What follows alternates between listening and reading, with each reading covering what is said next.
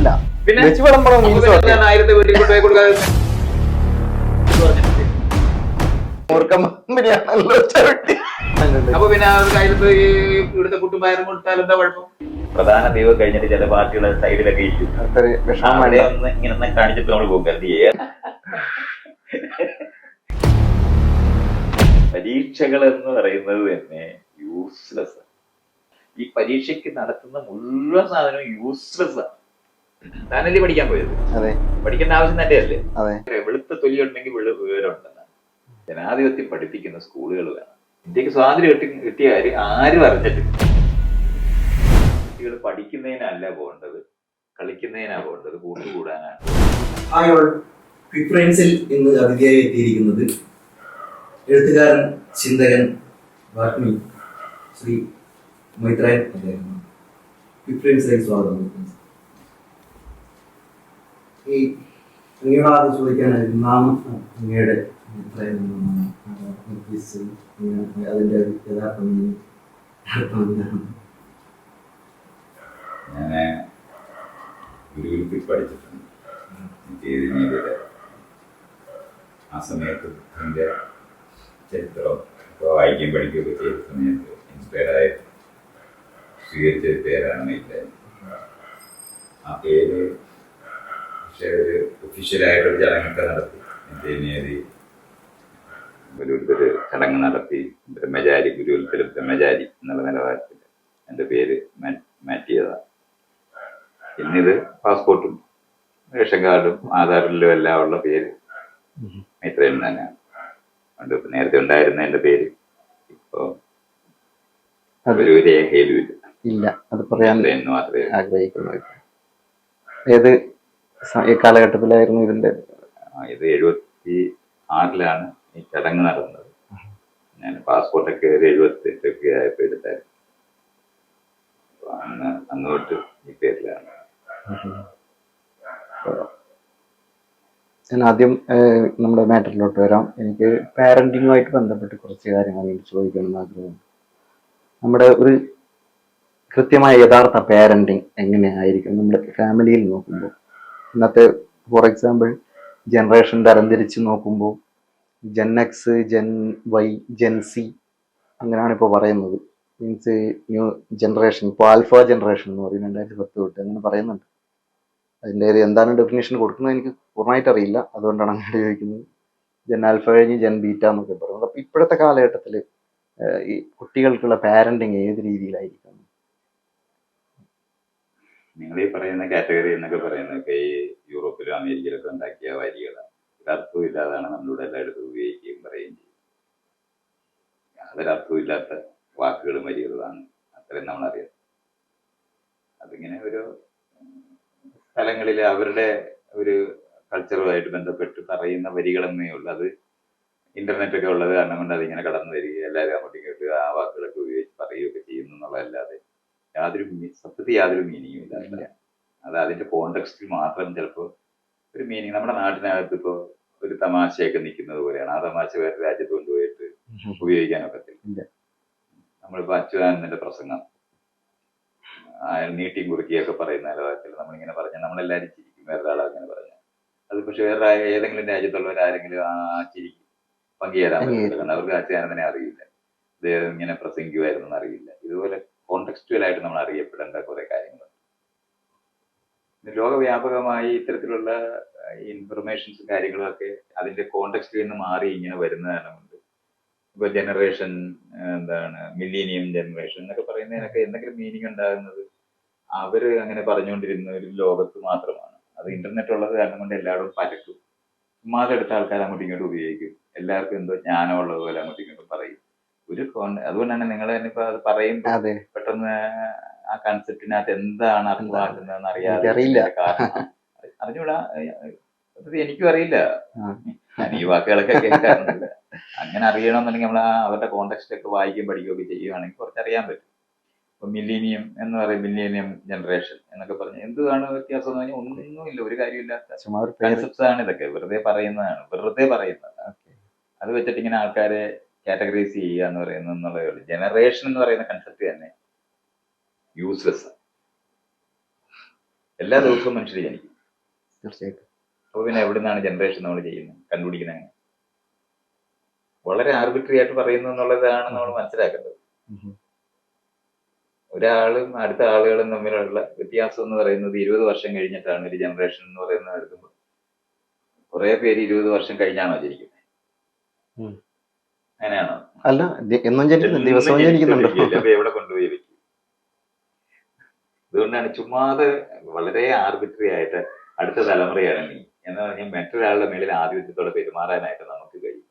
നീ എന്റെ തരക്കാരനല്ല എന്നൊക്കെ പറയുന്നതിന് വേണ്ടി പറയുന്ന വാക്കുകളെന്ന് അർത്ഥമുള്ളൂ അടുത്ത തലമുറ എന്ന് പറയുന്നത്. അത് 5 വയസ്സുള്ളവനും അതിന്റെ താഴെയുള്ളവരെ എല്ലാവരും പറയും.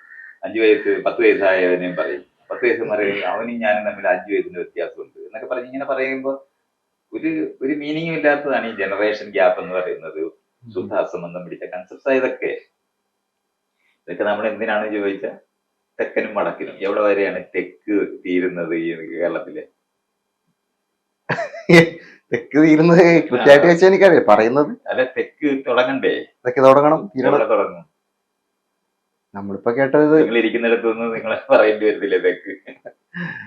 ഇതുകൊണ്ട് ഈ തെക്ക്, വടക്ക്, കിഴക്ക്, പടിഞ്ഞാറ്, പടിഞ്ഞാറൻ സംസ്കാരം എന്ന് പറഞ്ഞാൽ പടിഞ്ഞാറുള്ള അമേരിക്കക്കാരന്റെ പടിഞ്ഞാറ് ഏതാ? പടിഞ്ഞാറില്ലേ? അതുകൊണ്ടാണ് ഈ പടിഞ്ഞാറൻ സംസ്കാരം എന്ന് പറഞ്ഞാൽ അമേരിക്കക്കാരൻ പറയുമ്പോ കിഴക്കൻ സംസ്കാരം അതില്ലേ? ഇതുപോലാണ് യൂസ്ലെസ് ആയ കൺസെപ്റ്റ് ആണ് ഇതൊക്കെ. ഒരു പ്രയോജനം ഇല്ലാതെ മനുഷ്യരാമത്തേക്കാരും പറഞ്ഞു. പടിഞ്ഞാറൻ സംസ്കാരം എന്ന് പറഞ്ഞാൽ യൂറോപ്പിലുള്ളവര് അമേരിക്കക്കാരെ പറ്റിയ പടിഞ്ഞാറൻ സംസ്കാരം എന്ന് പറയും. നമുക്ക് യൂറോപ്പും അമേരിക്കയും കൂടെ ചേർന്നാണ് പടിഞ്ഞാറൻ സംസ്കാരം. യൂറോപ്പിലുള്ളവർക്ക് അമേരിക്കക്കാരെ പോലെ അല്ലെന്ന് അവർ വിചാരിക്കുന്നത്. പക്ഷെ നമുക്ക് യാതൊരു സംശയമില്ല, അവരെല്ലാരും ഒരുപോലാണ്. ഇങ്ങനത്തെ ഉള്ള ഈ തരത്തിലുള്ള വാക്കുകൾ കിഴക്ക് എന്ന് പറയുമ്പം എവിടെയാണ് അത്? ആരുടെ കിഴക്ക് എന്ന് പറയണ്ടേ? ഇപ്പൊ നമ്മൾ ഗൾഫിലുള്ളവർ കിഴക്കെന്ന് പറഞ്ഞാൽ അവർ കിഴക്കുള്ളവരാണെന്ന് നമുക്ക് സമ്മതിക്കാൻ പറ്റത്തില്ല. നമ്മൾ കിഴക്കുകാരാണെന്ന് പറഞ്ഞാൽ പിന്നെ ജപ്പാൻകാരനും ഓസ്ട്രേലിയക്കാരനും അവിടെ പോകും. ഇതുപോലാണ് ഈ കിഴക്കെന്നൊക്കെ പറയുന്നത്. വളരെ ആർബിട്രറി ആയിട്ട് ഒരു കാര്യമില്ലാത്ത ഇത്തരത്തിലുള്ള കോൺസെപ്റ്റ്സ് ഉപയോഗിച്ചിട്ട് ആൾക്കാർ അങ്ങോട്ടും ഇങ്ങോട്ടും സംസാരിക്കുകയും ലേബൽ ചെയ്യുകയും എന്നിട്ട് ആക്ഷേപിക്കാനായിട്ടോ അല്ലെങ്കിൽ പൊക്കത്തിലാണെന്ന്, നമ്മൾ വലിയ ആളുകളാണെന്ന് കാണിക്കാനും വേണ്ടിയൊക്കെ വായിക്കുന്ന വാക്കുകൾ എന്നുള്ള അർത്ഥമേ ഉള്ളൂ. അല്ലാതെ അതിനകത്തൊന്നും ഒരു മീനിങ്ങും ഇല്ല. നമ്മളെത്ര സൂക്ഷ്മമായിട്ട് അങ്ങോട്ട് ആലോചിച്ച് കഴിഞ്ഞാൽ നമുക്ക് പെട്ടെന്ന് മനസ്സിലാവും ഇത് പെശക. എന്നുവെച്ചാല് എല്ലാ വർഷവും ക്ലാസ് സി 8ാം ക്ലാസ് ഉണ്ടാവുമല്ലോ. ഞാൻ ക്ലാസ് സി 8ാം ക്ലാസ്സിലാണ് പഠിച്ചതെന്ന് ഒരാൾ പറഞ്ഞ് 80 വയസ്സായവരും പറയും. അടുത്ത വർഷമുള്ളവനും പറയും, അതിന്റെ അടുത്തുള്ളവരും പറയത്തില്ലേ? ഈ ക്ലാസ് 8ാം ക്ലാസ് എന്ന് പറയുന്നതാണ് എല്ലാ കോളേജിലും എല്ലാ സ്കൂളിലും ഉള്ള ഒരു ക്ലാസ് ആണ്. അതിനകത്ത് ആ കാലത്ത് അവിടെ താമസിച്ചിരുന്നതിനും മറ്റേതെങ്കിലും ക്ലാസ്സിൽ താമസിച്ചിരുന്നതിനും തമ്മിൽ വല്ല ബന്ധമുണ്ടോ? ഒരു ബന്ധമില്ല. പക്ഷെ നമ്മളിങ്ങനെ പറയും 75-ലുള്ളവര്, 76-ലുള്ളവര്, 77-ലുള്ളവര്, അത് നമുക്ക് എങ്ങനെ വ്യത്യാസം പറയാൻ പറ്റാത്തതാണ്. അങ്ങനെ ഒരു 10-20 വർഷം വെച്ചിട്ട് പറയുന്നു എന്നുള്ളതേ ഉള്ളൂ. അപ്പൊ ഇതുപോലുള്ള കോൺസെപ്റ്റ്സുകൾ മുഴുവനും ഏതെങ്കിലും വളരെ ബലമുള്ള ഒരു സമൂഹം എന്ന് പറഞ്ഞാൽ നാട്ടിലൊക്കെ ബലമുള്ള പണമുള്ള ആൾക്കാർ പറയുന്ന പോലെ ഒരു രാജ്യം വളരെ വികസിച്ച് നിൽക്കുന്ന രാജ്യം, മറ്റുള്ളവരെ കീഴടക്കിയൊക്കെ നിൽക്കുന്ന രാജ്യത്തിന് നടക്കുന്ന ഒരു സംഭവം എല്ലാവരുടെയും കൂടെ പൊതുവായിട്ട് മാറുന്നത്. ഈ 2025 എന്ന് പറയുന്നത് അങ്ങനെ തന്നെയാണ്. നമുക്ക് ഒരു വർഷമില്ലായിരുന്നോ? എങ്ങനെ നമുക്ക് നമ്മുടെ വർഷമില്ല, അതോടെ പോയി. നമ്മൾ ഈ ന്യൂ ഇയർ ഘോഷിക്കുന്നു എന്ന് പറയുന്ന സമയത്ത് നമ്മുടെ വർഷം ഇവിടെ പോയി. കൊല്ലവർഷം എന്ന് പറഞ്ഞൊരു വർഷത്തിനെ പറ്റി കേട്ടിട്ടുണ്ട്. അതെന്താ ആഘോഷിക്കുന്നില്ല? അത് തന്നെ എത്ര മനസ്സിലാക്കിയാണ്. അല്ലെ 2025 അല്ല ഇത് എന്നറിയാം. വാശിയോടൊക്കെ ആൾക്കാർ പറയത്തില്ലേ, നിങ്ങൾ 24-ലെ കാര്യമാണ് 25 പറഞ്ഞതെന്നൊക്കെ പറഞ്ഞു. ഇതൊക്കെ പറയുമ്പോൾ നമ്മളിങ്ങനെ മനസ്സിലാക്കണം, നമ്മളുണ്ടാക്കുന്നത് യൂറോപ്യൻ എന്ന് പറഞ്ഞാൽ ഇംഗ്ലീഷുകാരും ലോകം മുഴുവൻ നടന്ന് ഭരിച്ചത് കാരണം കൊണ്ടാണ് 2025 ഉണ്ടാകുന്നത്. അല്ലാതെ യാതൊരു മീനിങ്ങും ഇല്ല അതിനൊന്നും. അല്ലെ 2000-ലാണോ ലോകം തുടങ്ങിയത്? അതേതാണ്ട് എന്ന് പറഞ്ഞ പോലെ 2 ലക്ഷം 3 ലക്ഷം വർഷത്തെ എന്ത് 2 ലക്ഷം? ഭൂമിക്ക് 450 കോടി വർഷം വയസ്സുണ്ടെന്നാണ് കണ്ടുപിടിച്ചത്. ജീവന്റെ എടുത്താൽ പോലും 350 കോടിയുണ്ട്. ആ കോടിയും ഈ പറഞ്ഞ 2025 തമ്മിൽ വല്ല ബന്ധമുണ്ടോ? ചുമ്മാതെ മനുഷ്യർ പറയുന്നതാണെന്നൊക്കെ നമ്മൾ അറിയണം. അപ്പൊ അത്തരത്തിലുള്ള കോൺസെപ്റ്റുകൾ ഉപയോഗിച്ചിട്ട് ആളുകളെ കാറ്റഗറൈസ് ചെയ്ത് കഴിഞ്ഞ് ഇഷ്ടമുള്ളതൊക്കെ പറയാം, എല്ലാവർക്കും പറയാം. ഇക്കാലത്ത് ജനങ്ങൾക്കൊന്നും അറിഞ്ഞുകൂടാ. എല്ലാ വയസ്സന്മാരും ഇരുന്ന് പറയുന്നതാണ് അടുത്ത തലമുറയ്ക്ക് വിവരമില്ല. സോക്രട്ടീസ് എഴുതി വെച്ചിട്ടുണ്ട്, ഇനി വരുന്ന തലമുറയ്ക്ക് യാതൊരു ധാരണയില്ല, ലോകത്തിനെ പറ്റി ഒന്നും അറിഞ്ഞൂടാ എന്ന് പറഞ്ഞിട്ട് പറയുന്നുണ്ട്. ഇതെല്ലാ വയസ്സന്മാരും അടുത്ത തലമുറയെ പറ്റി പറഞ്ഞിട്ടുള്ളതാണ്. അങ്ങനെയാണോ? ഈ ക്യാമറയൊക്കെ കണ്ടുപിടിച്ചത് സോക്രട്ടീസ് ആണ്, ഈ ഫോണൊക്കെ കണ്ടുപിടിച്ചത് സോക്രട്ടീസ് ആണ്. ഈ ലൈറ്റ് ഒന്നും ഒരു വിവരമില്ലാത്ത ഒരുത്തനായിരുന്നു അയാള്. പക്ഷേ ഇത് ഭയങ്കര ജ്ഞാനിയാണെന്നാ പറയുന്നത്. അവസാനത്തെ ജ്ഞാനമായിരുന്നു അങ്ങനെ കൊണ്ട്. ഇതുപോലെ നമ്മളിങ്ങനെ പറയുന്നു എന്നുള്ളതല്ലാതെ ഒരു മീനിങ് ഇല്ല. ഇപ്പൊ ഉള്ളവരുടെ അത്രയും അറിവ് ഇതിനു മുമ്പുള്ള ഒരു തലമുറയ്ക്കും ഇല്ല. അല്ലെ ഋഷിമാർക്ക് വിവരമുണ്ട്, ഇപ്പൊ ഉള്ളവർക്ക് വിവരമില്ല എന്നൊക്കെ പറയുന്ന നിലവാരത്തിൽ ഇങ്ങനെ വയസ്സായവന്മാർ മറ്റുള്ളവരുടെ മേളിൽ ആധിപത്യം ഉണ്ടാക്കാൻ പറയുന്നു എന്നുള്ളതല്ലാതെ മറ്റൊരു മീനിങ് ആണ്. എന്നാൽ അത്തരത്തിലുള്ള കോൺസെപ്റ്റ്സ് ഉപയോഗിച്ചിട്ട് ചിലപ്പോ ചോദിച്ച ചോദ്യം തന്നെ അറിയാവോ എന്താണെന്ന്. ഇപ്പൊ ഞാൻ ഇത്രയും പറയുമ്പോ കാണരുതോ, എന്താ ഇനി ആ ചോദ്യം എന്താ? ആ ചോദ്യം എന്തല്ല ജനറേഷൻ, ഞാൻ എനിക്കറിയില്ലാത്തൊരു കാര്യം എന്താണെന്ന്. അതുകൊണ്ടാ ഞാൻ പറഞ്ഞത്, ഒരു കാര്യമില്ലാതെ 1960 ജനിച്ചവ, 60s യൂത്ത് ഓഫ് 60s എന്നൊക്കെ പറഞ്ഞിട്ട് ഇങ്ങനെ പറയും.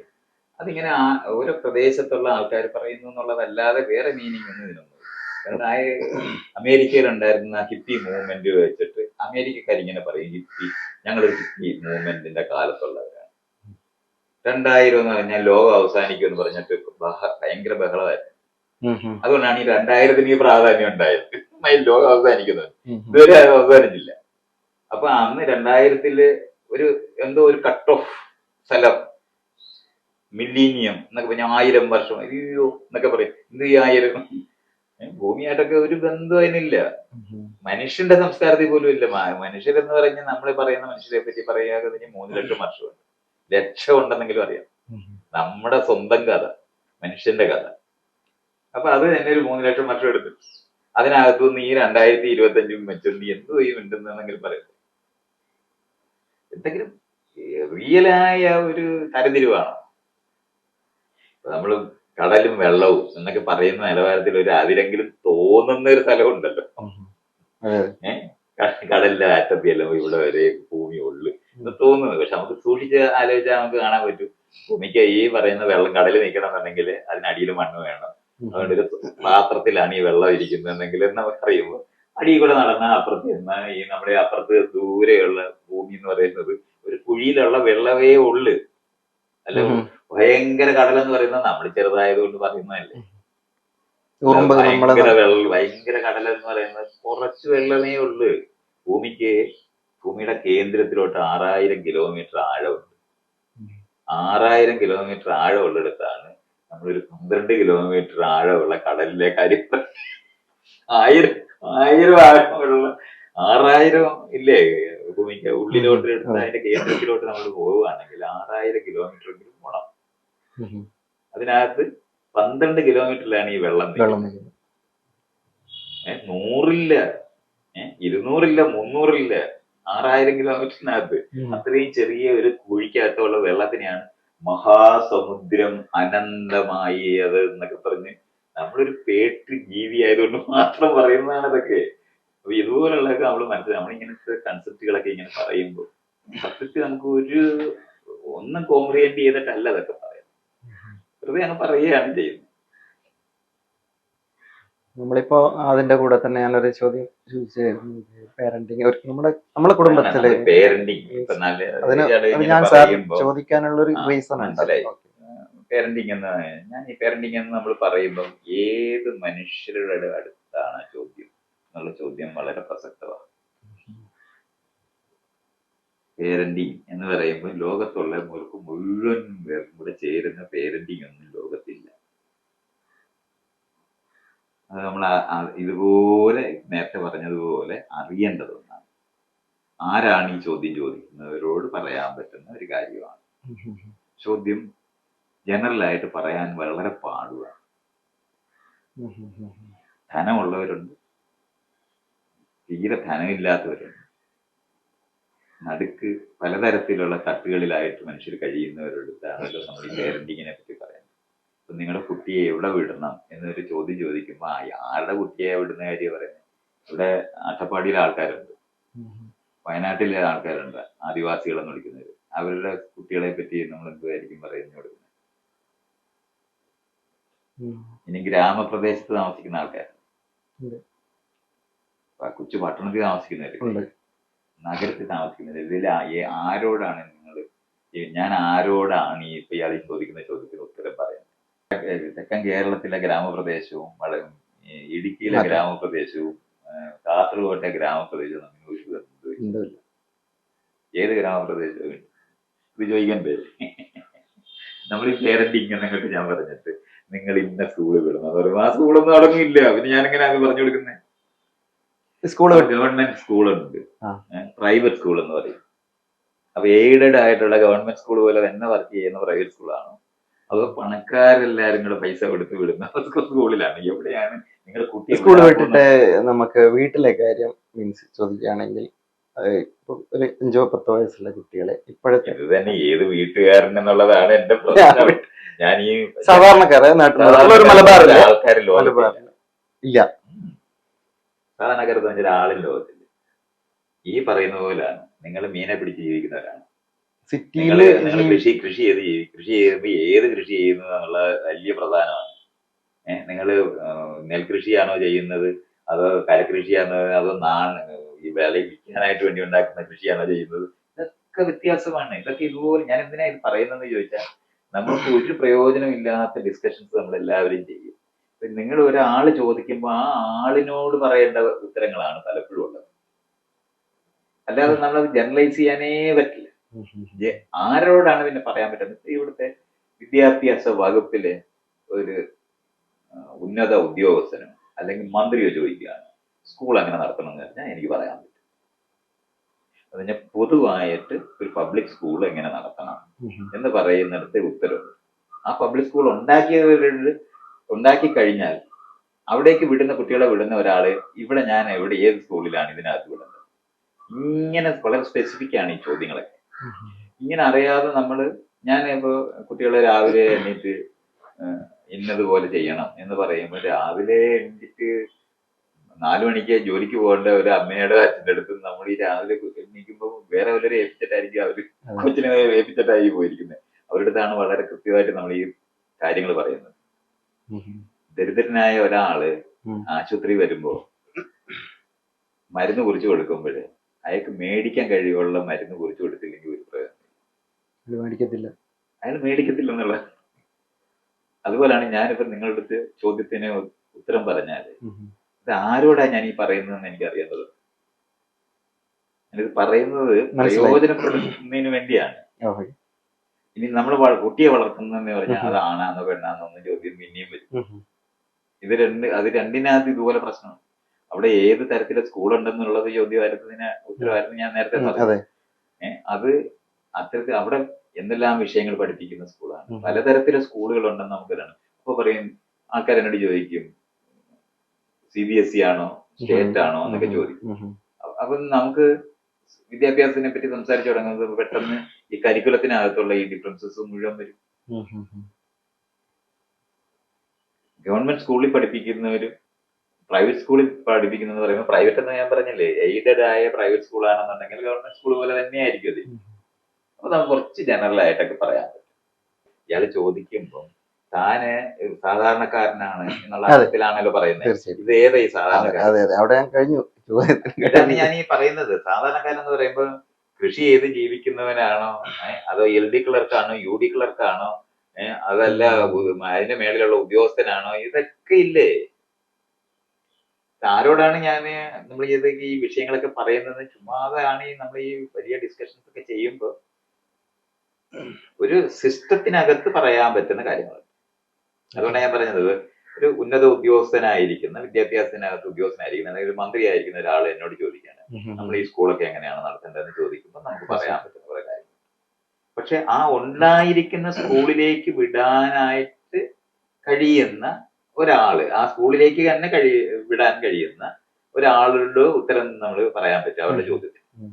ആ സമയത്ത് തൊട്ടടുത്ത സ്കൂളാണോ, അത് രാവിലെ 7 മണിക്ക് സ്കൂളിൽ വന്ന് കുട്ടികൾ ഈ ബസ്സിനകത്ത് കയറ്റിക്കൊണ്ടു പോകുന്നവരടുത്ത് അവരോട് പറഞ്ഞു കൊടുക്കേണ്ട ഉത്തരം വേറെയാണ്. 2 മണിക്കൂർ നേരം വണ്ടിക്കകത്തിരുന്ന് അത് കഴിഞ്ഞിട്ട് സ്കൂളിൽ എത്തിച്ചേരുന്ന ഒരു കുട്ടിയുടെ ലോകമുണ്ട്. അങ്ങോട്ടും ഇങ്ങോട്ടും ഈ സ്കൂളിനകത്ത് സ്കൂൾ ബസ് ഇങ്ങനെ രാവിലെ 7 മണിക്ക് തൊട്ട് കുട്ടികളെ കളക്ട് ചെയ്ത് തുടങ്ങും. അതെ. ഇങ്ങനെയൊക്കെ പോകുന്ന സ്കൂളൊന്നും അല്ലാതെ തൊട്ടടുത്ത് സ്കൂളിൽ പോകുന്ന കുട്ടികളുണ്ട്. നടന്നിട്ട് പോവാലോ.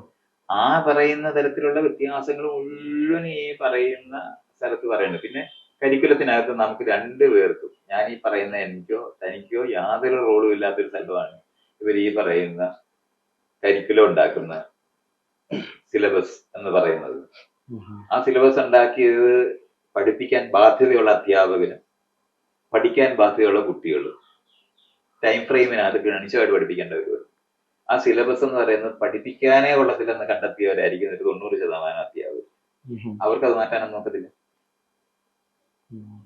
ഇത് കുട്ടികളോട് അപ്പൊ നന്നായിട്ട് കുട്ടികളുടെ അടുത്ത് പെരുമാറണം എന്ന് പറഞ്ഞാൽ ഇത് കാണാതെ പഠിച്ച് പരീക്ഷയ്ക്ക് എഴുതിയാലേ മാർക്ക് കിട്ടത്തുള്ളൂ എന്ന് പറയുന്നത് ഭയങ്കര പ്രശ്നം അവരെ അനുഭവിക്കും. ആ സമയത്ത് നമ്മൾ എന്ത് പറയും? ഈ പറയും ഞാനിങ്ങനെ നിങ്ങൾ ഇങ്ങനെ ചെയ്യണം എന്ന് പറയുമ്പോൾ ആ ചെയ്യാൻ കഴിയുന്ന സ്ഥലത്താണോ നമ്മൾ ഇരിക്കുന്നത് എന്ന് പറയുന്നത് ചോദ്യത്തിന് ഉത്തരം കൂടെ ചേർത്തേ ഇത്തരത്തിലുള്ള ചോദ്യങ്ങൾക്കൊക്കെ ഉത്തരം പറഞ്ഞിട്ട് കാര്യമുണ്ട്. സിസ്റ്റംസിനെ പറ്റി നമ്മൾ പറയേണ്ടി വരും, അതല്ലാതെ പറ്റില്ല. അപ്പൊ ഗവൺമെന്റ് സ്കൂളിൽ പോയാല് എങ്ങനെയാണ് ചെയ്യുന്നത്? അപ്പൊ ഈ സ്കൂളിലൊന്നും നിങ്ങൾ വിടണ്ട. അപ്പൊ നിങ്ങൾ തന്നെ നേരത്തെ പറഞ്ഞില്ലേ മോണ്ടിസോറി സ്കൂൾ, ഈ വാക്കറിയാം. ആ മോണ്ടിസോറി സ്കൂൾ ഇയാളുടെ നാട്ടിലുണ്ടോ? എവിടെ എന്താണെന്ന് അവിടുത്തെ പൂർണ്ണമായിട്ട് അറിയില്ല. സ്കൂളുണ്ട് കണ്ണൂർ. മോണ്ടിസോറി സ്കൂൾ എന്ന് പറഞ്ഞാൽ അവിടെ സാധാരണ മോണ്ടിസോറി വിദ്യാഭ്യാസ രീതി എന്ന് പറയുന്നത് ഇവിടുത്തെ ഗവൺമെന്റ് അഡോപ്റ്റ് ചെയ്തിട്ടുണ്ടോ? മേ ബി ഇല്ല. അപ്പൊ പിന്നെ ആ മോണ്ടിസോറി സ്കൂൾ എന്ന് പറയുന്നത് സ്പെഷ്യൽ ആയിട്ട് നിൽക്കത്തില്ലേ? അതെ. അപ്പൊ അവിടെ മോണ്ടിസോറി സ്കൂളിൽ വിടാനായിട്ട് ഞാൻ ഇയാൾക്ക് റെക്കമെൻഡ് ചെയ്ത ഇയാളുടെ നാട്ടിലുണ്ടെങ്കിൽ വിടാം.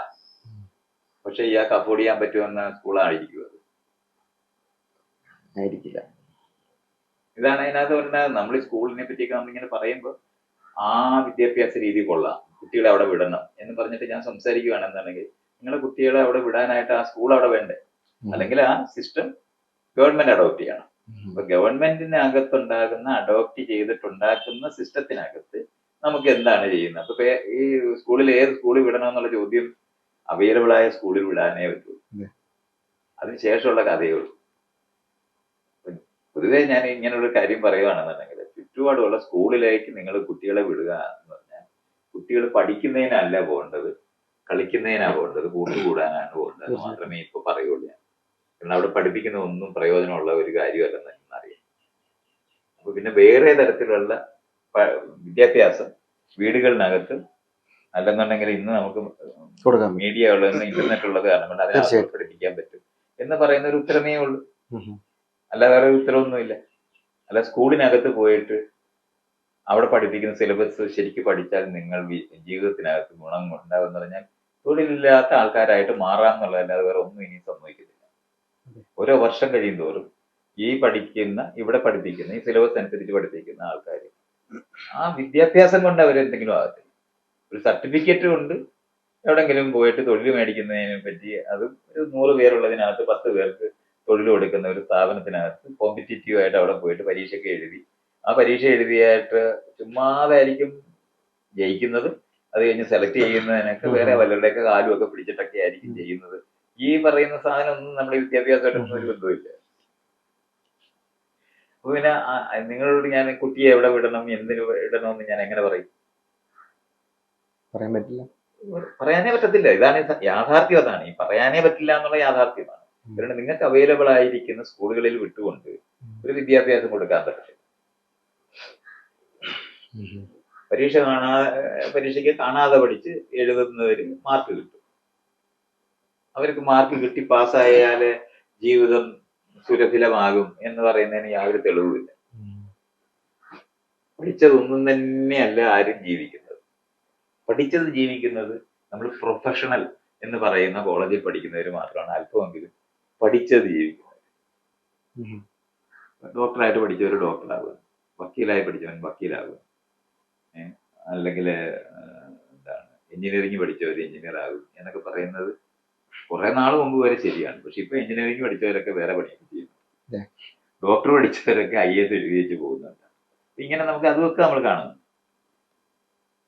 ആ പഠിച്ച പ്രൊഫഷൻ തന്നെ പ്രാക്ടീസ് ചെയ്യാത്തവരായിട്ടിരിക്കുന്നത്. പിന്നെ പ്രൊഫഷൻ ഇല്ലാതെ പഠിക്കുക എന്ന് പറയുന്ന സാധനമാണ് നമ്മൾ സാധാരണ കോളേജ് വിദ്യാഭ്യാസം എന്ന് പറയുന്നത്.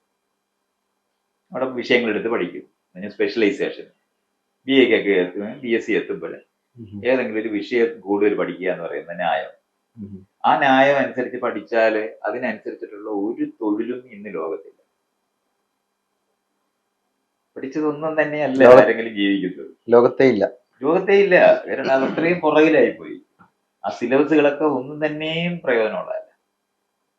5 കൊല്ലം പോലും നിൽക്കുന്നില്ല ഒരു പുതിയ വിദ്യാഭ്യാസത്തിനകത്ത്. നമ്മളിപ്പോ ഈ എഞ്ചിനീയറിംഗിന്റെ ഒക്കെ നമ്മളിങ്ങനെ പഠിപ്പിച്ചാല് ഓരോ വർഷം കഴിയും തോറും അത് പുതിയതായിട്ട് മാറ്റിക്കൊണ്ടിരിക്കേണ്ടത്. പണ്ട് ചെയ്യാൻ പറ്റത്തില്ല എന്ന് പറയുന്ന കാര്യങ്ങൾ ചെയ്യാൻ പറ്റുന്ന നിലവാരത്തിലുള്ള കാര്യങ്ങളായിട്ടുണ്ട്. പിന്നെ മെറ്റീരിയൽ സയൻസ് മാറിയിട്ടുണ്ട്, പുതിയ മെറ്റീരിയൽസ് ഉണ്ടായിട്ടുണ്ട്. അതേപോലെ തന്നെ അവൈലബിലിറ്റി എന്ന് പറയുന്ന സാധനം വളരെയധികം വേഗമാണ്, പെട്ടെന്നാണ് ഇന്ന് ട്രാൻസ്പോർട്ട് ചെയ്ത് പുതിയൊരു സാധനം ഉണ്ടായാൽ ലോകവ്യാപകമായി എത്തുന്നത്. അപ്പൊ ആ മെറ്റീരിയൽസിനെ പറ്റിയുള്ള പഠനങ്ങളും കാര്യങ്ങളും പണ്ട് പറ്റില്ല എന്ന് പറയുന്ന കാര്യങ്ങളൊക്കെ പറ്റുന്ന സ്ഥലങ്ങളിലാണ് ആ തരത്തിലുള്ള സാങ്കേതിക വിദ്യ വികസിച്ച് നിൽക്കുന്നതാണ്. അതുകൊണ്ട് കണ്ടിന്യൂസ് ആയിട്ട് വികസിച്ചിരിക്കുന്ന ഒരു സമൂഹത്തിനകത്ത് നടത്തുന്ന വിദ്യാഭ്യാസത്തിനെ വളരെ പെട്ടെന്ന് നവീകരിച്ച് മാറ്റേണ്ടതുണ്ട്. നമ്മളാണെങ്കിൽ സിലബസ് റിവിഷൻ എന്നൊക്കെ പറയുന്നത് 10-15 വർഷമൊക്കെ എടുത്തിട്ടാണ് ചെയ്യും. അത് തന്നെ ഒരു വെൽ തോട്ട് ഔട്ട് ആയിട്ടുള്ള ഒന്നുമല്ല. പഴയ പരീക്ഷ സമ്പ്രദായത്തിനകത്ത് കുറച്ചുകൂടെ അതും കളയാനൊക്കത്തില്ല ഇതും കളയാനൊക്കത്തില്ല എന്ന് പറഞ്ഞിട്ട് കുറെ വിഷയങ്ങളും കൂടെ ചേർത്ത് പഠിപ്പിക്കുക എന്നുള്ളതാണ്. എന്നിട്ട് പഠിപ്പിച്ച് തീർക്കാൻ, സിലബസ് പഠിപ്പിച്ച് തീർക്കാൻ പറ്റാത്ത തരത്തിൽ അധ്യാപകർ ശ്വാസം മുട്ടുന്ന നിലവാരത്തിലാക്കി മാറ്റുക എന്നുള്ളതാണ് ഇപ്പൊ ചെയ്തുകൊണ്ടിരിക്കുന്നത്. ഇതെല്ലാമാണ് സംഭവിച്ചിരിക്കുന്നത്. അവിടേക്ക് വിട്ടിട്ട് അവരെ പഠിപ്പിക്കണം, ഇന്നതുപോലെ പഠിപ്പിക്കണമെന്ന് ഞാൻ ഇയാളോട് പറഞ്ഞാല് പൈസ ഇല്ലാത്തവന് ആന്റിബയോട്ടിക്സ് കുറിച്ചു കൊടുക്കുന്ന ഡോക്ടറുടെ കൂട്ട കേൾക്കുമ്പോ നല്ല ഇമ്പം, സംഭവമൊക്കെ കൊള്ളാം. പക്ഷെ നാട്ടില് അങ്ങനെ ഒരു സ്ഥലമില്ല. എപ്പോഴും നമ്മൾ വായിക്കത്തില്ല, പത്രത്തിനകത്ത് വായിക്കത്തില്ലേ, ഇന്ന പോലെ ഒരു മരുന്ന് കണ്ടുപിടിച്ചു, എല്ലാത്തിനും ക്യൂറുള്ള ഒരു മരുന്ന് ഉണ്ടായി എന്ന് പറഞ്ഞിട്ടുള്ളത് വായിക്കും നമ്മൾ. പക്ഷെ നമ്മൾ കടയിൽ പോയി മരുന്ന് കടയിൽ പോയിച്ചിട്ട് ചോദിക്കുമ്പോൾ അവിടെ ഇല്ല. യഥാർത്ഥത്തിൽ നടക്കുന്ന എപ്പോഴാണ്? നമ്മുടെ അടുത്ത മരുന്ന് കടയിൽ ഈ മരുന്ന് മേടിക്കാൻ കിട്ടുമ്പോഴേ മരുന്നല്ല, അതുവരെ മരുന്നല്ല, കണ്ടുപിടുത്തങ്ങൾ മാത്രമാണ്. അപ്പൊ അങ്ങനെ നമ്മൾക്ക് യഥാർത്ഥത്തിൽ വാങ്ങാൻ കഴിയുള്ള നിലവാരത്തിൽ അല്ലെങ്കിൽ ജീവിക്കാൻ കഴിയുന്ന സ്ഥലത്ത് എത്തുമ്പോൾ മാത്രമാണ് അത്തരത്തിലുള്ള സാധനങ്ങൾക്കൊക്കെ മീനിങ് ഉണ്ടാകും. ഇല്ലെങ്കിൽ എന്ത് പറ്റുമെന്ന് വെച്ചാൽ നമ്മളിത് ഇവിടെ ഇങ്ങനെ ഇത് പഠിച്ചുകൊണ്ടിരിക്കുമ്പോൾ നമുക്കൊക്കെ സർട്ടിഫിക്കറ്റുകൾ ഉണ്ടാവും. ആ സർട്ടിഫിക്കറ്റ് അനുസരിച്ചിട്ടുള്ള ഒരു ജോലിയല്ല നമ്മൾ ആരും ചെയ്യും. അവിടെ ഒരു ട്രെയിനിങ് കൊടുക്കും, ജോലിക്ക് എടുത്തിട്ട് ട്രെയിനിങ് കൊടുക്കും. അതാണ് ശരിക്കും നമ്മൾ ചെയ്യുന്നത്. അതിന് നമ്മൾ ഈ 10-20 വർഷം ഈ സ്കൂളിലും കോളേജിലും പോണോ എന്നുള്ളൊരു ചോദ്യമില്ലേ? 20 വർഷം കഴിഞ്ഞ് തൊഴിലില്ല പടയിൽ ചേരാം. നിങ്ങൾ എന്ത് പഠിച്ചത്? ഞാൻ ഡിഗ്രി എക്കണോമിക്സ്. ഇപ്പൊ ജീവിക്കുന്നത് എന്ത് വെച്ചാൽ ഇപ്പൊ ജീവിക്കുന്നത് എന്തിനാ ഞാൻ ചോദിക്കുന്നത് എന്തിനാ? അതുമായിട്ട് ബന്ധമില്ല, ഒരു ബന്ധമില്ല. ഇതാണ് നമ്മുടെ യഥാർത്ഥ അവസ്ഥ. ഈ പഠിച്ചത് എന്തിനാ പഠിച്ചതെന്ന് ചോദിച്ച ഒരു ചോദ്യം നമ്മൾ വളരെ വിഷമം. നമ്മുടെ ഏറ്റവും പ്രൈമായ ടൈമില് ലോകത്തിനെ യഥാർത്ഥത്തിൽ അറിയാൻ പറ്റുന്ന സമയത്ത് നമുക്ക് ഒരു പ്രയോജനമില്ലാത്ത കുറച്ച് കാര്യങ്ങൾ പഠിച്ച് പാസ്സായെന്ന് പറഞ്ഞൊരു സർട്ടിഫിക്കറ്റും കയ്യിലുണ്ട്. അത് മാത്രമേ ഉള്ളൂ. അത് ഉപയോഗിച്ച് നമ്മൾ ജീവിക്കുന്നില്ല എന്നുള്ളത്. പിന്നെ എന്തോ ഈ പഠിച്ചത്? എല്ലാരും പഠിക്കുന്നു, ഞാനും പഠിക്കുന്നു, അതാണ് പ്രശ്നം. അപ്പൊ അവിടോട്ട് ഞാൻ ഇയാളുടെ എൻ്റെ അടുത്ത് ചോദിച്ചത് കുട്ടികളെ എങ്ങനെ വളർത്തുമെന്ന് ചോദിച്ചാൽ ഞാൻ എന്ത് പറയും? എനിക്ക് സത്യത്തിൽ പറയാൻ അറിഞ്ഞുകൂടാന്നുള്ളതാണ് യാഥാർത്ഥ്യം. സാറിന്റെ അടുത്ത് എല്ലാരും വരുന്നു, ഞാനും വന്നു. വളരെ ഇതായിട്ട് പറയുമ്പോൾ ഞാനാണെന്നുണ്ടെങ്കിൽ ഇവിടുത്തെ ഗവൺമെന്റിനോടാണ് സംസാരിക്കാറ്. ഞാൻ ജനങ്ങളോട് സംസാരിക്കുന്ന പോലെ പറയുമ്പോഴും ജനങ്ങളെ തെരഞ്ഞെടുക്കുന്നവരാണ് അവിടെ പോകുന്നതെന്ന് അറിയുന്നതാണ്. പൊതുവെ ജനങ്ങൾ കുറച്ച് അറിയുകയും കൂടെ ചെയ്തിട്ട് ഈ പോകുന്ന കാര്യങ്ങളാണ്. അവരുണ്ടാക്കുന്ന സിസ്റ്റത്തിനകത്തേക്ക് നമ്മുടെ കുട്ടികളെ വിടാം എന്നുള്ളത് മാത്രമേ സത്യത്തിൽ കഴിയുള്ളൂ. പേരന്റിങ്ങിന്റെ കാര്യം പറയുമ്പോൾ പോലും സ്കൂളുമായിട്ട് ബന്ധപ്പെടുത്തിയാണ് അത് പറയേണ്ടി വരുന്നെങ്കിൽ 3/4 പങ്കും ഗവൺമെന്റിന്റെ വശത്താകണം. അത് നവീകരിച്ചുകൊണ്ട് മാത്രമേ നമുക്ക് എന്താണ് ഇയാളുടെ ചോദ്യത്തിനകത്ത് ഞാൻ അഡ്രസ് ചെയ്യേണ്ടതെന്ന് പറഞ്ഞാല് മേല് കീഴിലുള്ള മൂല്യബോധത്തോടെ പഠിപ്പിച്ചുകൊണ്ടിരുന്ന ക്ലാസ് റൂമിലാണ് ഇപ്പോഴും നമ്മൾ ഇരിക്കുന്നത്. 1950 ജനുവരി 26 ഇന്ത്യക്ക് സ്വാതന്ത്ര്യം കിട്ടി റിപ്പബ്ലിക് ആയിട്ട് ഡിക്ലെയർ ചെയ്ത് ഭരണഘടന വന്നു. ഈ ഭരണഘടന ഇതുവരെ വായിച്ചിട്ടില്ലാത്ത ക്ലാസ് റൂമാണ്. അധ്യാപകർ വായിച്ചിട്ടില്ല, കുട്ടികൾ കേട്ടിട്ടില്ല, ആർക്കും അറിഞ്ഞു. അതിന്റെ ഒരു ഫ്രണ്ട് പേജ് മാത്രം നമ്മൾ എൻ്റെ വീട്ടിലെ ഭഗവതിയുടെ ഈ വീട് ഭഗവതിയുടെ എന്ന് പറഞ്ഞ് എഴുതി വയ്ക്കുന്ന പോലുള്ള ഒരു പേജുണ്ട് ഭരണഘടനയുടെ. ആ പേജ് ഇങ്ങനെ ചില വീട്ടിൽ തൂക്കിയിട്ടേക്കുന്നതാണ്. ഇതാണ് ആകെ നമ്മൾ കണ്ടിട്ടുള്ളത്. അല്ലാതെ ആരെങ്കിലും ഭരണഘടനാപരമായ പൗരബോധം ഉണ്ടാക്കുന്ന ആളുകളെ പഠിപ്പിക്കുന്ന ഒരു ക്ലാസ് റൂം ഇതുവരെ നമ്മൾ ആരംഭിച്ചിട്ടില്ല. നമ്മൾ ഇപ്പോഴും അവിടെ പഠിപ്പിച്ചുകൊണ്ടിരിക്കുന്നതാണ് കൂട്ടപ്രാർത്ഥനയാണ് ആദ്യം. ഏതെങ്കിലും ഒരു മതത്തിന്റെ പ്രാർത്ഥനയല്ല, കൂട്ടപ്രാർത്ഥന. എല്ലാവർക്കും കൂടെ പറ്റുന്ന ഒരു പ്രാർത്ഥന കണ്ടുപിടിച്ചിട്ട് ഗംഭീര സംഭവമാണെന്നുള്ള നിലവാരത്തിൽ നമ്മൾ പറഞ്ഞോണ്ടിരിക്കും. ഞാൻ 24 മറ്റാണ് സർവമത സമ്മേളനം നാരായണഗുരു നടത്തിയത്. അവിടെയാണ് നമ്മൾ നിൽക്കുന്നത്. സയൻസിനകത്ത് എന്ത് പഠിപ്പിക്കണം, എങ്ങനെയാണ് ഈ ലോകം രൂപപ്പെടുന്നതെന്ന് എവല്യൂഷണറി ആയിട്ട് പഠിപ്പിക്കണം. സയൻസ് അതാ പഠിപ്പിക്കുന്നത്. അവിടെയാണ് കൂട്ടപ്രാർത്ഥന നടത്തിയിട്ട് അകത്തോട്ട് വന്നത്. എവിടെ പോകുന്ന കാര്യം? ഒറ്റ ഓത്താണ് നമുക്ക് ആകെ ഉള്ളത്. നമ്മളെല്ലാം ഇന്ത്യക്കാരാണ്, സഹോദരി സഹോദരന്മാരാണ്, കഴിഞ്ഞു. അത് കഴിഞ്ഞാൽ പിന്നെ കൂട്ടപ്രാർത്ഥനയാണ്. ഈ കൂട്ടപ്രാർത്ഥന നടത്തി ക്ലാസ് റൂമിൽ പോകുന്ന അധ്യാപകർ കുട്ടികളും കൂടെ എന്ത് സയൻസ് പഠിക്കും? ഇവിടെ വേണമല്ലോ ഇയാൾ പേരന്റ് ചെയ്യാൻ. ഇയാൾക്ക് പേരന്റിങ് എങ്ങനെയാന്നൊക്കെ പറഞ്ഞു കഴിഞ്ഞാൽ ഇത് ഇവിടെ ട്രെലിയ പോന്നേ. ഇപ്പൊ നമ്മുടെ എല്ലാം വീട്ടിനകത്ത് ഒരു പൂജാമുറി കണിശ വരെ ഉണ്ടാക്കിയാൽ ഏറ്റവും ചെറുത് പറഞ്ഞാൽ ഈ സ്റ്റെപ്പിന് താഴെ ഒരു ഇച്ചിരി സ്ഥലം അവിടെയാണല്ലോ നമ്മുടെ പൂജാമുറി. കാരണം സ്ഥലം വേസ്റ്റ് ചെയ്തെന്ന് എല്ലാവർക്കും അറിയാം. അത് കാരണം കൊണ്ട് അതിന് കീഴില് ഒരു പൂജാമുറി ഉണ്ടാക്കുക. അതിപ്പോ പൂജാമുറി ഭയങ്കരമാണെന്നൊക്കെ വിചാരിക്കുന്നവർക്ക് ഇത് കാണുമ്പോൾ ദേഷ്യം വരും.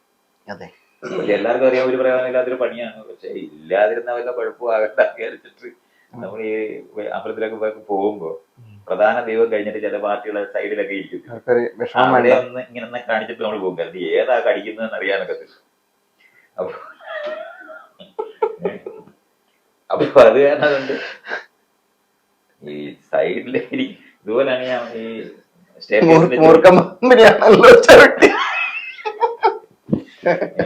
എന്താണെന്ന് നമുക്ക് അറിയാൻ പറ്റത്തില്ല, ഏതാണ് നമ്മൾ ഉപദ്രവിക്കാൻ പോകുന്നത്. ദൈവം നമ്മുടെ ജീവിതത്തിൽ ഇടപെടുന്ന കാല് തല്ലി ഒടിച്ചിട്ടും ഒക്കെയാണല്ലോ. മുഖകുത്തി വീണ് കഴിഞ്ഞാൽ അപ്പൊ പറയും മനസ്സിലായില്ലേ ദൈവം ഉണ്ടെന്ന്. അങ്ങനെയാണ് ദൈവത്തിന് തെളിവ് വരുന്നത്. അങ്ങനെയാണ് നമ്മൾ ഉരുണ്ട് വീണ് എല്ലൊടിയുമ്പോഴോ തലകുത്തി വീഴുമ്പോഴോ മൂക്കിടിച്ച് വീഴുമ്പോഴോ കടം കയറുമ്പോഴും ഒക്കെയാണ് എല്ലാവരും പറയുന്നത് നിനക്ക് മനസ്സിലായില്ലേ ദൈവം. നമ്മളെ കുത്തിയിരുന്ന് ഉപദ്രവിക്കുന്ന ഒരു വിദ്വാനെയാണ് എല്ലാവർക്കും കൂടെ അറിയാം. അതുകൊണ്ട് ഇച്ചിരി പാലും ഒക്കെ കൊടുത്ത് ഇണക്കണം. ഇത് എപ്പോഴാ കടിക്കുന്നതെന്ന് പറയാൻ പറ്റത്തില്ല. ഇങ്ങനത്തെ ഒരു ദൈവത്തിനെയാണല്ലോ നമുക്കുള്ളത്. അപ്പൊ അതിനെയൊക്കെ ആയിട്ട് ആണ് നമ്മളിങ്ങനെ ഇരിക്കുന്നത്. ഈ ദൈവവിശ്വാസമായിട്ട് പോകുന്ന അധ്യാപകരും ഈ ദൈവവിശ്വാസമായിട്ട് പോകുന്ന കുട്ടികളുമായിട്ട് വേണ്ടേ ഈ സയൻസ് പഠിപ്പിക്കാൻ. എന്ത് പഠിപ്പിക്കും? ഇതെല്ലാം പഠിച്ചാലേ സയൻസ്. അതെ, എന്തെങ്കിലും ഇയാൾക്ക് ഓർമ്മയുണ്ടോ? സയൻസിൽ ചോദിച്ചു കഴിഞ്ഞാൽ ബയോളജിയിൽ പഠിച്ച വല്ല കാര്യങ്ങളും ആ പുസ്തകത്തിനകത്ത് പഠിച്ച എന്തെങ്കിലും കാര്യങ്ങൾ പരീക്ഷയ്ക്ക് മാർക്ക് മേടിക്കാൻ പഠിച്ചിട്ടുണ്ടെന്നുള്ളത് അത് ജീവിതത്തിൽ എപ്പോഴെങ്കിലും ഇയാൾക്ക് ഉപയോഗിച്ചിട്ടില്ല. പഠിച്ച് മറക്കാനുള്ള സാധനങ്ങൾ മാത്രമാണ്. പരീക്ഷ കഴിഞ്ഞാൽ മറക്കാവുന്നതാണ് സ്കൂളിൽ പഠിക്കുന്നത്.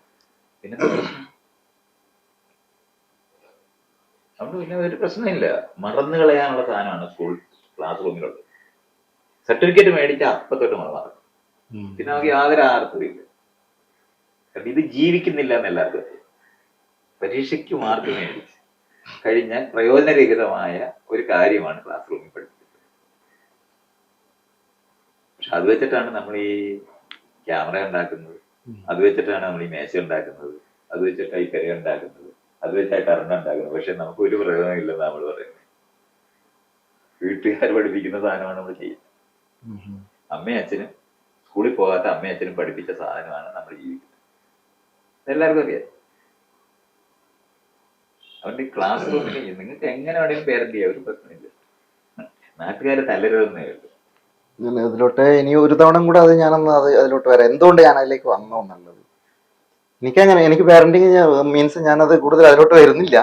ഒരു എൻ്റെ ഇപ്പോൾ ഫോർ എക്സാമ്പിൾ എൻ്റെ കുട്ടികളെല്ലാം എൻ്റെ പ്രായത്തിലുള്ള രക്ഷിതാവിൻ്റെ ഒരു കുട്ടികൾ 5, 10, 12 വയസ്സുള്ള കുട്ടികളെ ഗ്രാൻഡ് പാരൻസ് അവര് 24 hour പാരന്റിങ് ചെയ്ത് കഴിഞ്ഞാലുണ്ടാവുന്ന എന്തെങ്കിലും നെഗറ്റീവ്സ് ഉണ്ടാവും. എവിടെ ഇത്രയാണ് വീണ്ടും നമ്മൾ മനസ്സിലാക്കാനുള്ളത്. പേരന്റിങ് അവരേതോ ഇയാളെ വളർത്തിയതല്ലയോ ഇയാളെ അച്ഛനും അമ്മയും. അതെ. അപ്പൊ അവരുടെ കൈത്തെറ്റല്ലയോ താനെ. അതെ. പിന്നെ താൻ ഈ തെറ്റിയ ആളല്ലേ. താൻ പിള്ളേരെ പിന്നെ വളർത്തിയ വല്ല രക്ഷയുണ്ടോ? അമ്മയും അച്ഛനും വളർത്തി തെറ്റിയാണെന്ന് ബോധ്യം ഉണ്ടല്ലേ അല്ലേ? ഞാൻ അങ്ങനെ ഇല്ല ഇല്ലേ? ഇല്ല. അമ്മൂമ്മയും വളർത്തുന്നതിന് ഇയാൾക്കെന്താ പിന്നെ പ്രശ്നം? തന്നെ വളർത്തിയ പോലല്ലേ അവര് വളർത്തുന്നേ. അപ്പൊ എന്ത് പ്രശ്നം? നമ്മളിപ്പോ ഇപ്പോഴത്തെ കാലഘട്ടം എങ്ങനെയാണ്? ഇപ്പോഴത്തെ കാലഘട്ടം എന്ന് പറഞ്ഞു കഴിഞ്ഞാൽ ഞാൻ നേരത്തെ പറഞ്ഞ 1950 ജനാധിപത്യം വന്നു എന്നൊക്കെ പറഞ്ഞ് തെരഞ്ഞെടുപ്പ് വന്നു എന്നൊക്കെ പറഞ്ഞ സാധനം വേണം. അപ്പൊ ഈ കൂട്ടപ്രാർത്ഥന കൊണ്ട് രക്ഷയൊന്നുമില്ല. എന്നിട്ട് നമുക്ക് വ്യക്തിപരമായ ഉത്തരവാദിത്തമുള്ള അങ്ങനെയുള്ള ഒരു ക്ലാസ് റൂം എവിടെ ഉള്ളത്? ഇത് കൂട്ടപ്രാർത്ഥന നടത്തിക്കൊണ്ടിരിക്കുകയാണ്. ബ്രിട്ടീഷുകാർ പോയ കാര്യം ഇതുവരെ ആരും അറിഞ്ഞിട്ടില്ല. ബ്രിട്ടീഷുകാർക്ക് പകരം നമ്മൾ ഇപ്പോഴും അവരെ പോലെ ഭരിച്ചോണ്ടിരിക്കുക. അതാ ചെയ്തോണ്ടിരിക്കുന്നത്. അപ്പൊ അവർക്ക് വേണ്ടി ഉണ്ടാക്കിയിരിക്കുന്ന ക്ലാസ് റൂം എവിടെ ഉള്ളത്? ബ്രിട്ടീഷുകാർക്ക് കുറച്ച് ജോലിക്കാരെ വേണം, ഉദ്യോഗസ്ഥന്മാര് വേണം, കുറച്ച് അധ്യാപകര് വേണം, കുറച്ച് എഞ്ചിനീയർമാര് വേണം. അതാണ് അവരോട് അവർ പറഞ്ഞ് നിങ്ങൾക്ക് രാഷ്ട്രീയം ഒന്നും പഠിക്കരുത്, അതുകൊണ്ട് സ്കൂളിൽ രാഷ്ട്രീയം പാടില്ല എന്ന് പറഞ്ഞു. നമ്മളിപ്പോഴും ജനാധിപത്യ രാജ്യമാണെന്നാണ് പറയുന്നത്. 18ാമത്തെ വയസ്സിൽ വോട്ട് കൊടുക്കണം, രാഷ്ട്രീയം സ്കൂളിൽ പാടില്ല. വീട്ടില് ആർക്കും പറഞ്ഞൂടെ രാഷ്ട്രീയം? അപ്പൊ പിന്നെ എവിടെ നിന്നാണ് ഇത് പഠിക്കുന്നത്? ആലോചിക്കുക. അറിഞ്ഞിട്ടില്ല നമ്മൾ ഈ ഇന്ത്യയിലെ റിപ്പബ്ലിക് ആയെന്നുള്ള കാര്യം വീട്ടുകാരും അറിഞ്ഞിട്ടില്ല, നാട്ടുകാരും അറിഞ്ഞിട്ടില്ല, ഉദ്യോഗസ്ഥർ അറിഞ്ഞിട്ടില്ല, പോലീസുകാർ അറിഞ്ഞിട്ടില്ല, കോടതി അറിഞ്ഞിട്ടില്ല, വില്ലേജ് ഓഫീസ് അറിഞ്ഞിട്ടില്ല, സെക്രട്ടേറിയറ്റ് ഉള്ളവരും അറിഞ്ഞിട്ടില്ല. ഇന്ത്യക്ക് സ്വാതന്ത്ര്യം കിട്ടിയ കാര്യം ആരും അറിഞ്ഞിട്ടില്ല. ബ്രിട്ടീഷുകാർ എന്താണോ പറഞ്ഞാൽ അത് അങ്ങനെ അനുസരിക്കണം. സാഹിത്യത്തിന് ഭയങ്കര വിവരമാണല്ലോ, അങ്ങനല്ലേ? സാഹിത്യന്മാർക്ക് വലിയ വിവരമുണ്ട്. വെള്ളക്കാരെല്ലാം വിവരമുള്ളവരെ, വെളുത്ത തൊലിയുണ്ടെങ്കിൽ വിവരമുണ്ടെന്നാണ്. അപ്പൊ അവര് അന്ന് പഠിപ്പിച്ചിരുന്നു രാഷ്ട്രീയം പാടില്ല. ഇപ്പോഴും ഇവിടുത്തെ ഏത് സ്കൂളിൽ പോയിട്ട് നിങ്ങൾ ചോദിക്കുകയാണെങ്കിൽ ഇവിടെ രാഷ്ട്രീയമൊന്നും ഇല്ല. അതാണ് അവിടുത്തെ ക്രെഡിറ്റ്. പ്രധാന ഞങ്ങൾക്ക് രാഷ്ട്രീയമൊന്നും ഇല്ലാത്തത് എന്ന് പറയുന്നതാണ് ക്രെഡിറ്റ്. പക്ഷെ വോട്ട് ചെയ്യണം. അതെങ്ങനെ പറ്റും? രാഷ്ട്രീയക്കാരില്ലാത്തവർ എങ്ങനെയാണ് വോട്ട് ചെയ്യുന്നത്? ഭരണഘടന വായിച്ചിട്ടുള്ള ആൾക്കാർ, ഈ കാലഘട്ടത്തിൽ ജീവിക്കുന്ന ആൾക്കാർക്ക് അത് ആവശ്യമായിട്ടുള്ളത് എന്താണ്? പൗരബോധം എന്ന് പറയുന്നത്. അതുണ്ടാക്കുന്ന പഠിപ്പിക്കുന്ന സ്കൂൾസ് ഉണ്ടായാലേ പറ്റുള്ളൂ. ഇയാൾ പറയുന്ന പേരന്റിങ് ചെയ്യണം എന്നുണ്ടെങ്കിൽ അതറിയണം. അപ്പൊ അതിന് അങ്ങനെയുള്ള പേരന്റ് ചെയ്യണമെന്നുണ്ടെങ്കിൽ അങ്ങനത്തെ ക്ലാസ് റൂം ഉണ്ടാകണ്ടേ? ഇയാൾക്ക് പോയിട്ട് സ്കൂൾ തുടങ്ങാൻ പറ്റുമോ? എനിക്ക് പറ്റില്ല. അതാണ് നമ്മൾ കുട്ടിയെ വളർത്താനായിട്ട് ഒരു സ്കൂൾ വേണമെന്ന് ഞാൻ പറയുമ്പോൾ, ഞാൻ ഇതുപോലുള്ള കാര്യങ്ങൾ പറയുമ്പോൾ പെട്ടെന്നാണ് മനസ്സിലാകുന്നത് ഇങ്ങനെ ഒരു സ്കൂളില്ല. അപ്പൊ എന്റെ കുട്ടി എവിടെ വിടും എന്ന് ചോദിക്കുന്ന ചോദ്യം ഇയാൾ ചോദിക്കാൻ പാടില്ല. അപ്പൊ നമ്മൾ രണ്ടുപേരും കൂടെ ചേർന്നിരുന്ന് ചർച്ച ചെയ്ത് തീരുമാനിക്കുന്ന ഒരു സ്ഥലമല്ല നമ്മൾ ഈ മന്ത്രിമാര് ഉദ്യോഗസ്ഥന്മാർ, ഇത് നടത്തുന്ന ഉദ്യോഗസ്ഥന്മാരെയും കൊണ്ടൊക്കെ സംസാരിച്ചിട്ട് സിസ്റ്റം മാറ്റേണ്ടതുണ്ട്. ജനാധിപത്യം പഠിപ്പിക്കുന്ന സ്കൂളുകൾ വേണം. ആ സ്കൂളിലേക്ക് വിടുന്ന അധ്യാപകര് അവർക്ക് ട്രെയിനിങ് കൊടുക്കേണ്ടതുണ്ട്. കൂട്ടപ്രാർത്ഥനയല്ല വേണ്ടത്. ഈ ലോകം എങ്ങനെയാണ് രൂപപ്പെടുത്തുന്നത്, മാറ്റുന്നത് എന്ന് പറയുന്ന കാര്യങ്ങൾ പഠിച്ച് ജീവിതം എങ്ങനെയാണ് ഇങ്ങനെ രൂപപ്പെടുന്നത്, നമ്മൾ എങ്ങനെ ഇങ്ങനെ ആകുന്നു എന്ന് പറയുന്നതൊക്കെയാണ് പഠിപ്പിക്കേണ്ടത്. അപ്പോഴാണ് ഉത്തരവാദിത്തപ്പെട്ട ആളുണ്ടാകുന്നത്. പക്ഷെ സ്കൂളിൽ ഇപ്പോഴും പഠിപ്പിക്കുന്നത് എന്താണ്? അനുസരണയാണ്. പറഞ്ഞാൽ അനുസരിക്കണം എന്നുള്ള കാര്യമല്ലേ? അധ്യാപകർ പറഞ്ഞത് അപ്പടി ഒരു വള്ളി പുള്ളി തെറ്റില്ലാതെ കാണാതെ പറയുന്നതിന് വേണ്ടിയാണ് നമ്മുടെ സ്കൂളുള്ളത്. പരീക്ഷയ്ക്ക് വരുന്ന ചോദ്യങ്ങൾക്ക് ഉത്തരമല്ലേ പഠിക്കാനല്ലേ എല്ലാവരും നോക്കുന്നത്? ആയിരക്കണക്കിന് ചോദ്യങ്ങൾ ഈ ചോദ്യങ്ങളിനകത്തുനിന്ന് പരീക്ഷയ്ക്ക് വരാനുള്ള സാധ്യതയുള്ളത് എങ്ങനെ കണ്ടുപിടിക്കുന്നത്? കഴിഞ്ഞ 10 വർഷം പഠിപ്പിച്ചിരുന്ന ചോദ്യങ്ങളെല്ലാം എടുത്ത് നോക്കിയിട്ട് അതിനകത്ത് വരുന്ന അപ്പൊ ഈ ചോദ്യം വരാനുള്ള സാധ്യതയുണ്ട്. ആ ചോദ്യം ഇങ്ങനെ പഠിക്കല്ലേ? ആരെങ്കിലും വിഷയം പഠിക്കുന്നുണ്ടോ? ഈ അധ്യാപകർക്ക് വിഷയമാണ് അറിഞ്ഞൂടാത്തത്. അവർക്ക് പരീക്ഷയ്ക്ക് വരാൻ സാധ്യതയുള്ള ചോദ്യത്തിന് ഉത്തരവാണ് അവർ പഠിപ്പിച്ചോണ്ടിരിക്കുന്നത്. വിഷയം പഠിപ്പിച്ചു കഴിഞ്ഞാൽ എങ്ങനെ, നേരത്തെ പറഞ്ഞില്ലേ, തന്റെ വീട്ടിലോട്ടുള്ള വഴി ആര് ചോദിച്ചാലും ഇയാൾക്ക് പറയാൻ പറ്റും, സംശയരഹിതമായി പറയാൻ പറ്റും. തീർച്ചയായും. ഇപ്പൊ ഒരാൾ പറയുകയാണെങ്കിൽ ഞാൻ ഇങ്ങേപ്പുറത്തൂടെ വന്നാലും ഏത് വഴി കൂടെ വന്നാലും ഇയാൾ പറയണം അവിടെ കൂടെ വന്നാൽ മതിലുണ്ട്, അതിവിടെ കയറാനൊക്കത്തില്ല, ഫ്രണ്ടിൽ വരണം എന്ന് പറയാണെങ്കിൽ ഒരു സംശയമില്ലാതെ പറയാൻ പറ്റും. ഇതുപോലാണ് ഈ വിഷയം പഠിപ്പിക്കുക. കാണാതെ പഠിപ്പിക്കുക എന്ന് പറയുന്നത് വിഷയം അറിഞ്ഞുകൂടാത്തവർ ചെയ്യുന്ന കാര്യം. അതാണ് ഇപ്പോഴും ഈ ക്ലാസ് റൂമിൽ ചെയ്തുകൊണ്ടിരിക്കുന്നത്. അപ്പം നമ്മുടെ ഓർമ്മശക്തി മാത്രമാണ് ഈ പരിശോധിക്കുന്നത്. അത് അക്ഷരം എഴുതാവുന്നതിന് മുമ്പുള്ള ഒരു സമൂഹം. അതിനെയാണ് വരമൊഴി എന്ന് പണ്ട് പറയും. വാമൊഴി എന്ന് പറയുന്നത് വാമൊഴിയാണ് പണ്ടുണ്ടായിരുന്നത്. വരമൊഴി എന്ന് പറഞ്ഞാൽ എഴുതുന്നതാണ്. ഒരിക്കൽ വരമൊഴി ഉണ്ടായതിനു ശേഷം വാമൊഴി ആവശ്യമില്ല. ഈ പരീക്ഷയ്ക്ക് നടത്തുന്ന മുഴുവൻ സാധനവും യൂസ്ലെസ് ആണ്. നിങ്ങൾ എവിടെങ്കിലും ഒരു കാര്യം ചെയ്ത് കാണിക്കണമെന്ന് ആവശ്യപ്പെടുകയല്ലേ വേണ്ടേ? അല്ലാതെ കാണാന്ന് പറയേണ്ട ആവശ്യം എന്താ? ചോദ്യം ചോദിച്ചാൽ അതിന്റെ ഉത്തരം അയാൾ ബുക്കെടുത്ത് വെച്ച് എഴുതിയാലും ഇയാൾക്ക് അറിയാമെങ്കിൽ മാത്രമേ ഈ ബുക്കിനകത്ത് ഇന്നടത്ത് കിടപ്പുണ്ട് ഇന്നതാണെന്നുള്ള കാര്യം സത്യത്തെ അറിയണം. പരീക്ഷകൾ എന്ന് പറയുന്നത് തന്നെ യൂസ്ലെസ്. ഇയാൾ എന്തിനാണ് പരീക്ഷിക്കേണ്ടത്? താനല്ലേ പഠിക്കാൻ പോയത്. തന്നെ എന്തിനാണ് പരീക്ഷിക്കുന്നത്? എന്തിനാണ് പരീക്ഷിക്കുന്നത്? ഇങ്ങനെ പരീക്ഷയ്ക്ക് ഇരുത്തുന്നതോ? അല്ല, ഇയാളെ പരീക്ഷിക്കേണ്ട ആവശ്യം എന്താ? താനല്ലേ പഠിക്കാൻ പോയത്. പഠിക്കേണ്ട ആവശ്യം തന്റെ അല്ലേ? അപ്പൊ താനെ പഠിക്കുക എന്ന് പറയുന്നത് തന്റെ ആവശ്യമല്ലേ? ഈ സംഭവം മുഴുവൻ ഉപയോഗിക്കാൻ വേണ്ടി ഉണ്ടാക്കിയതാണ്. ബ്രിട്ടീഷുകാർക്ക് കുറച്ച് ഇന്ത്യക്കാരെ ഇവിടെ ജോലിക്ക് വേണം, വേറെ ആരെയും വേണ്ട. അല്ലെങ്കിൽ പഠിക്കാൻ പോയ എല്ലാവരെയും ആവശ്യമില്ല. ഇതുകൊണ്ടാണ് താനെ എന്താ പറഞ്ഞ എക്കണോമിക്സ് പഠിച്ച് എന്നിട്ട് എന്താ ചെയ്യുന്നത്? ഇതൊക്കെ തന്നെ ഇത് ചെയ്യുന്നതിന് തനിക്ക് എക്കണോമിക്സ് പഠിക്കേണ്ട വല്ല ആവശ്യം ഉണ്ടായിരുന്നോ? ഇല്ല. ഈ സ്കൂളിലല്ലേ ഇയാൾ എങ്ങനെയാണ് പേരന്റ് ചെയ്യണമെന്ന് ഞാൻ പറയണമെന്ന് ഇയാൾ ആവശ്യപ്പെടുന്നത്? എങ്ങനെ ഞാൻ പറഞ്ഞു വിട്ടത്? എവിടെ വിടും? ഞാൻ പറയുന്ന ഒരു കാര്യവും ഇവിടുത്തെ സ്കൂളിനകത്ത്, ആ സ്കൂളാണ് അവിടെ നിൽക്കുന്നതെങ്കിൽ നടക്കത്തില്ല. അവിടെ ഇയാൾക്കൊന്ന് ഞാൻ എങ്ങനെ പേരന്റ് ചെയ്യണം പഠിപ്പിക്കേണ്ട കാര്യമില്ല. എങ്ങനെ പേരന്റ് ചെയ്യണം അത്യാവർക്കറിയാം. ഇത്രയും പേജ് കാണാതെ പഠിച്ച് എംപോസിഷൻ എഴുതി കൊണ്ടുവരുന്നതാണ് പേരന്റിങ് എന്നറിയാം. അത് വീട്ടിൽ വരുമ്പോ നമുക്ക് എന്തായാലും ഒരു ഹോംവർക്ക് തരും. അമ്മയുടെ അച്ഛൻ്റെയും പണി എന്ന് പറയുന്നത് അധ്യാപകരുടെ ഹോംവർക്ക് എഴുതി ചെയ്യിപ്പിക്കുക എന്നുള്ളതാണ്. അങ്ങനെ അധ്യാപകരുടെ എക്സ്റ്റൻഷൻ ആകുന്ന അമ്മയും അച്ഛനും അല്ലാതെ ആരും ആകാനൊക്കത്തില്ല. അങ്ങനെയല്ല, ഇയാൾക്ക് കുറെ കാര്യങ്ങൾ ഇപ്പൊ അറിയാം. അത് മക്കളെ പഠിപ്പിക്കണമെന്ന് ആലോചിച്ചാൽ സ്കൂൾ പറയുമ്പോൾ അതൊന്നും ഒരു ആവശ്യമില്ലാത്തതാണ്. പരീക്ഷയ്ക്ക് ഇതൊന്നും വരത്തില്ല. പരീക്ഷയ്ക്ക് വരുന്ന കാര്യങ്ങൾ മാത്രമേ സ്കൂളിന് ആവശ്യമുള്ളൂ. സ്കൂളിലാകെ ഉദ്ദേശിക്കുന്നത് എന്താണ്? ആ സ്കൂളിൽ 100 പേര് പരീക്ഷ എഴുതിയാൽ 100 പേര് ജയിച്ചാൽ സ്കൂളിന് ക്രെഡിറ്റ് കിട്ടും. അതിനു വേണ്ടിയുള്ള സാധനങ്ങളാണ് പിള്ളേര്. അല്ലാതെ പിള്ളേര് പഠിപ്പിക്കുന്ന സ്ഥലമല്ലത്. അധ്യാപകർക്ക് ജോലി ചെയ്യുന്ന സ്ഥലവും സ്കൂളിന് ക്രെഡിറ്റ് ഉണ്ടാകുന്നതിന് വേണ്ടി കുറച്ച് ആൾക്കാർ പോകുന്ന സ്ഥലമാണ്. അധ്യാപകരുടെ തൊഴിൽ പോകുമ്പോൾ അയലത്തുള്ളവരെല്ലാം വിളിച്ചോണ്ട് പോയി ക്ലാസ് റൂമിൽ ഇരുത്തത്തില്ലേ? അടുത്ത സ്കൂളിലൊക്കെ പഠിക്കുന്ന കുട്ടികളെ അതിനുള്ള സ്ഥലമാണ് അധ്യാപകരുടെ തൊഴിൽ സ്ഥലമാണ്. കുട്ടികളെ പഠിപ്പിക്കുന്ന സ്കൂൾ ആരംഭിക്കുന്നു. അത് ഇതുവരെ നമ്മൾ ആരംഭിച്ചിട്ടില്ല.